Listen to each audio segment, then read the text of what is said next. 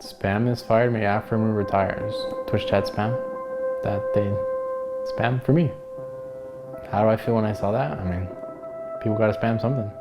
I opened Twitch chat and, oh, spam is fired, make Aphro retire. Even my subs spam that shit. Yeah, it happens all the time throughout your career. And you're just gonna have highs, you're gonna have lows.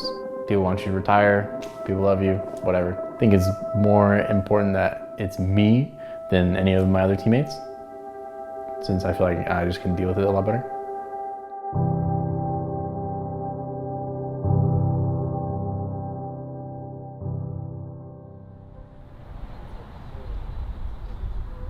About their position. And a subtle thing about that that made it even better for Team Liquid. A lot of cooldowns for this, so here this is one more time. Bovelter has been such an emphasis on vision on this side of the map. FlyQuest has accepted. I just show up to the studio before everybody else, 4 hours, 5 hours before a match, and I start practicing before I play. Be able to take a couple of shots and just knock that down. Top lane tier 2. Reasoning behind getting there, just get you in a proper mental space. You get to practice in the place you're gonna play, and you just get used to the atmosphere. And it's my time where I can be alone while I'm playing League of Legends. I could do that in my room, but it's not the same as going to the studio and playing. And it's pretty similar to, let's say, Kobe shows up to the arena to just do a pre-workout before his game, hours before anybody gets there, on the same court he's gonna play on, and does that for every game.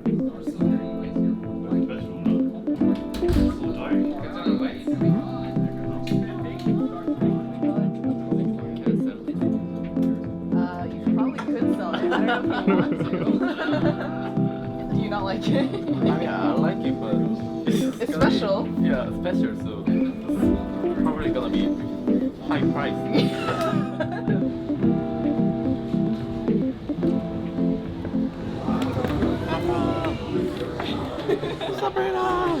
This is gonna be a great game. Bot lane confidence, I think, definitely was language barrier, understanding, what we wanted to do in each matchup. Beginning of the split, yeah, definitely rough for sure. But going into it, I just feel super confident playing bottom lanes, very comfortable, doing our best to make playoffs. And then once we're in playoffs, I mean, it's go time. It's like, oh, they're gonna get TP'd on actually. Okay, Herald's on the top side to keep that one going as the flashes come out. Big's gonna be in a bad spot. Ult's gonna be really well aimed. Finds a knockup on a both. Stopwatch burn on both sides. Aphro stunned out of the turn. Do they have the follow-up damage? Yes, they absolutely do. Yeah, I've been known for being too fast, or I play super fast. Windows of opportunity are very short and they're gonna close, so most of the time, whenever they open for me, I just take it, and if my team's not ready, it sucks. So when you're on defense, you do have to be patient, for sure. When we're on offense, or it's even and we have control, it's more important about, who makes the first move, whether it's getting the chunk, based on how the vision is going. And most of the time, I'm the one that's like, all right, we need to go right here, right now. Watch me come, and then if people in the right spot, it's a lot easier. So most of my team's in the right spot. So he has to run back from base. This could already be gone. They're going to teleport in Doka, though. They're going to try to fight. Redemption came through already. Doesn't help the Baron. Picked up. Back. I have no flash, so I have no flash. Just back. I can die. Leave him. Whoever's stuck and you get Nash, you fucking run. You leave that idiot. You just let that die. So it was me this time, and literally as soon as I missed, I was like, all right guys, just run. Run. Next, and you actually look at the builds out of Optic, and it's a bunch of Ninjas having a Guardian Angel. They're not going to find that, but now the flash, and they're going to get the knockup for sure. The follow through, the burst damage, the shutdown. He's going to go 4-3 with this roster, picking up another win against a playoff opponent, pushing up the standing. Good game, GG. Good game, guys.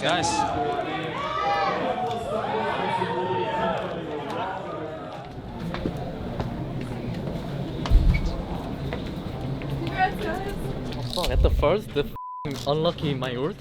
Oh yeah. I mean, that was double kill. That's okay. It was lucky. After that, actually, I was tilted. I mean,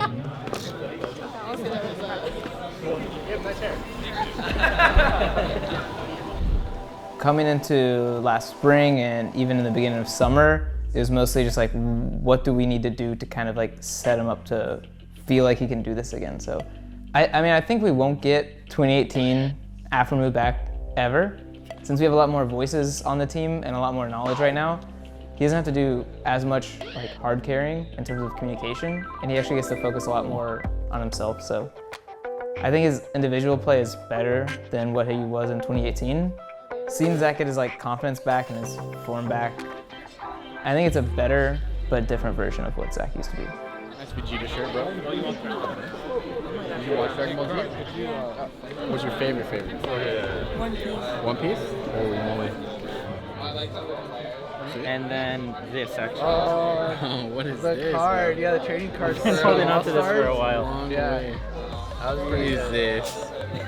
I have mine too, but mine's framed. Thank you. Haircut, what am I doing? There you go. Alright, so yeah, sign the card.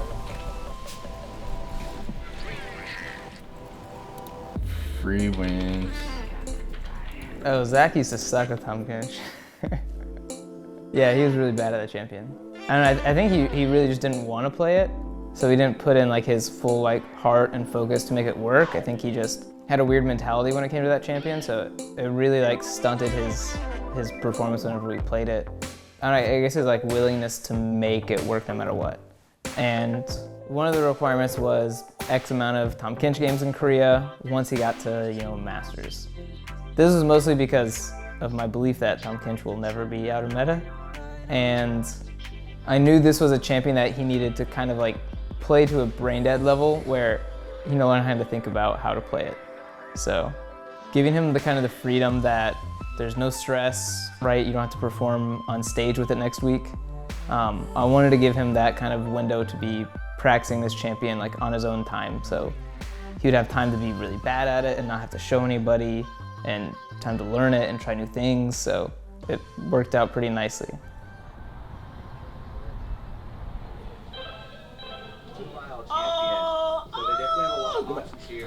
Holy shit, wasn't even close. My first win. Here,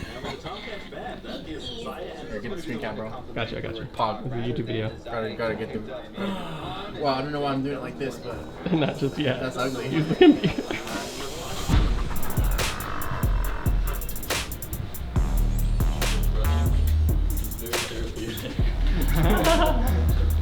3, 2, 1. Yeah, Bang and Aphromoo playing a lot more aggressively, and it's showing up in their numbers as well. I always thought like Tom Kinch was a good champion for Zach because it at least has like some kind of healing ability to save the AD carry, and I know he likes champions who have some kind of like protection to kind of like babysit the AD carry. But certainly both teams have been on some hot streaks recently, but that will have to end here. His like mentality shift behind how the champion should be played showed a lot. I think that's like something that he wasn't able to do in the past, even when Tom Kinch was even more broken. And now that he's been nerfed a bit, Zach's starting to pull out the kind of skills he needs to be able to play it well. Gotcha. Job from with a greatly timed devour. Anytime you want to go. Even Go down here. no shield used. There's the flash ulti, nails Apollo. Ignite. Using under the turret. Tower's on me, just go. He's back. Ulti after flashing away. Has enough damage to snipe Apollo for first blood. He's no flash. With the zone, he's actually No flash. Just goes down. Kind of what we were thinking here. Solo just gonna pop the ulti and get himself killed by Bang. Cannot be that far forward versus the Tom Ken. There's no words here. Okay, just go. Just use rocket. Go. Rocket. They don't suspect. It's 6K. Yeah, just finish. It takes like 5 seconds. Just finish. I think we got it. What the hell? 100 Thieves find the angle. They take down the Baron, and Fox just wake up and say, "Hey, what happened?" And make a move. And oh, Mike Young, rockets to the face. Into stasis he goes, into the waiting arms of the Chompers, then he does fall down to the Jinx. And 100 Thieves is going to stream into the base and keep on picking up wins.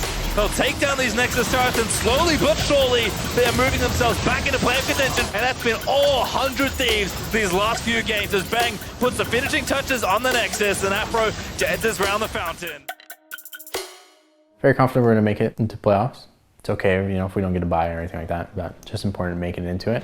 For me in particular, definitely want to get our bottom lane a lot better. So we were able to play, you know, a lot more lanes than we're playing right now. Getting the Zyrocon bands on stage feels great, but still want to have at least 2 more bottom lanes where, you know, if we get it, the game's over. What is better? Lose early, win late, but win early, lose late. Yeah, why would you want everyone lose late? Dude? Yeah, why do you want to lose late? You want to lose the game? Yeah, lose the game, but win early. No, what about that? Yeah. if you want to win early, lose late. Which camera are you looking at, dude? I think I can play till I'm 30, and then at that point, I mean, we'll see. You know, as long as I have teammates that, you know, make the game super fun, and you know, just like being around them and enjoy the game. I mean, current roster integration, we do have a lot of success and synergy, and just being able to push that forward is what's most important for me right now, and I think the whole team too. And I just really enjoyed hanging out with those guys and play with them. Okay, my bad. I'm limiting your creativity. What are we doing? Taking pictures. Yeah, taking pictures.